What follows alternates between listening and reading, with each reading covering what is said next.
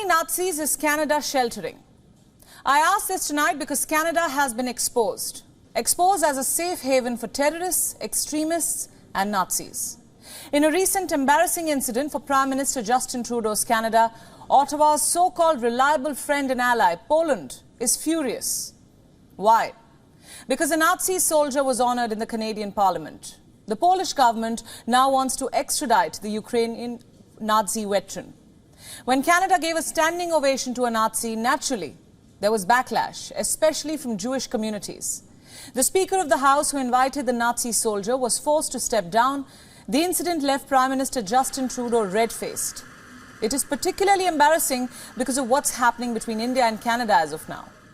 Canada has made baseless allegations against India. It has linked India in the killing of a terrorist on Canadian soil.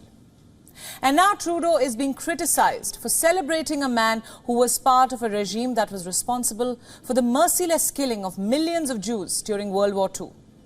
For celebrating a man who has been branded a Nazi. Despite Trudeau's several attempts to distance himself from this big blunder, there is a common thread that is linking the two incidents. It's Canada's complete disregard for people's sensitivities. Canada is a haven and a breeding ground for extremists and terrorists of all kinds. Whether it is Khalistani extremists or Nazis responsible for the Holocaust, Canada's government stands exposed. Terrorists, extremists and Nazis not only operate freely in Canada, but also enjoy state patronage and honours. There's no denying it. Such anti-social elements have been thriving in Canada for decades, all under official cover of the government. Let me now explain how. You see, the Nazi veteran who was honoured in the Canadian Parliament, Yaroslav Hunka, fought with the 1st Ukrainian Division during World War II. This so-called 1st Ukrainian Division is more infamously known as the 1st Galician Division or the 14th Waffen-Grenadier Division of the SS, a unit that was formed by Nazi Germany during the latter half of World War II. Comprising primarily Ukrainian collaborators from the western part of the country, this notorious division was embroiled in a brutal anti-partisan warfare.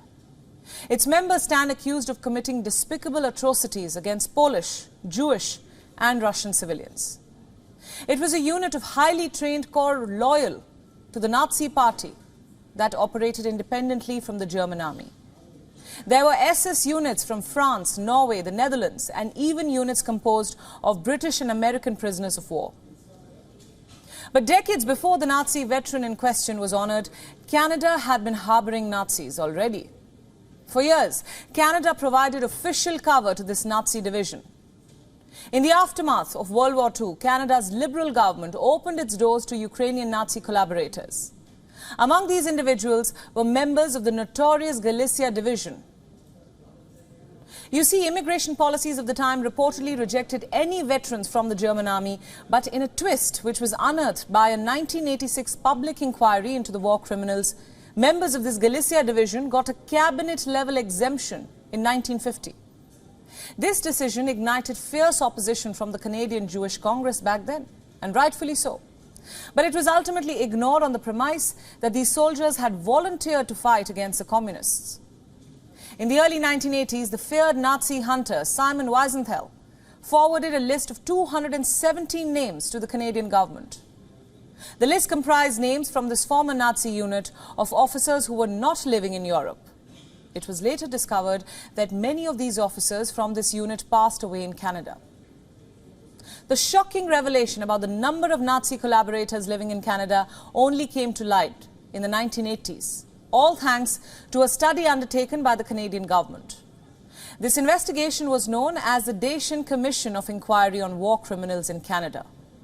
It blew the lid off how US intelligence agents in Europe had funneled Nazi collaborators from Eastern Europe all through the Canadian immigration system using fake papers. Around the same time, the Simon Wiesenthal Center estimated that upwards of 2,000 Nazis and Nazi collaborators emigrated to Canada after the war. What happened to them?